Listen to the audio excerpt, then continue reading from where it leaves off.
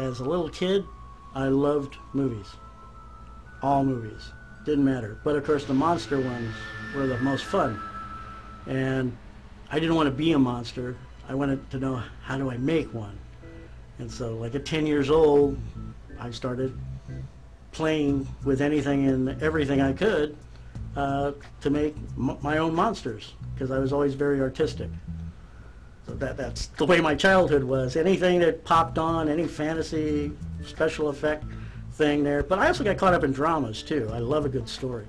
And my favorite aunt, when we go visit home, would get on my dad because I wanted to stay inside and watch creature features, watch the monsters movies, the aliens land, all that sort of stuff. And he wanted me to go outside and play.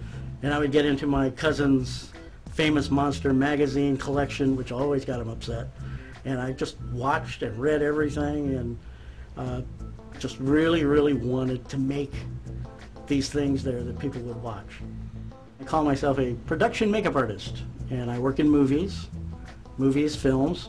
Of course, I like doing makeup for everything, but my main thing is movies and the occasional television show. I've always wanted to do makeup, period. I've been playing with makeup for 39 years, and 28 of those has been doing actual film production work. Now, I never wanted to direct, I never wanted to produce, although I do like some of the control of that. And writing, well, I don't mind dabbling in it, but that just wasn't my focus. Doing this is what I do. This is important to me. This is not making a living, this is a lifestyle. I didn't think of the money I was going to make. I didn't think about being popular or recognizable or anything like that. It just ended up that way. When I found out my name was on the internet, it was like, you're kidding. Now I'm at a stage where I can pick and choose what I want. I don't have to take everything that comes along. I don't have to get up at 5 a.m. or be gone for 6 weeks to 6 months working on a job. And I enjoy that. And that's part of the teaching. New people, seeing their excitement and giving them the opportunity to go do it. Giving you your first screen credit, I'm real happy to try and do that for you. I hope some of the stuff I've done has been shown, and I've helped a lot of people get started. Sometimes there's pay in it, sometimes there's not, but the thing is, it's something that people are going to watch, so people are going to see. I mean, you can have the greatest student film, but if nobody else sees it except the family, it doesn't do you any good. One of my students that I trained, she got to be one of the makeup assistants, and when they needed more people, the budget didn't allow for them to fly somebody in from California. That's how I got work on Swamp Thing. And I'm grateful that he called me to give me some work.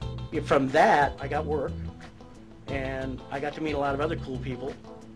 And from that, I got more work where I ended up flying to California to work on projects because of I meeting them here. That's the whole way it works. I've never gotten a job from advertising, production books and everything. I'm not saying they're bad, but I've never gotten a phone call from them. All my work's been from word of mouth, to where now I don't even show my portfolio or resume.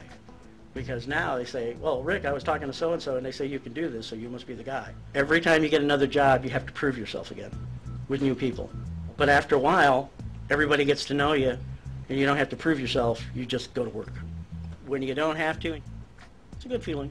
Anything there that you're devoted to doing, you're passionate about, doesn't matter whether you're in production or you're an executive of some big company and that, a lot of time has to go to it, a lot of sacrifice.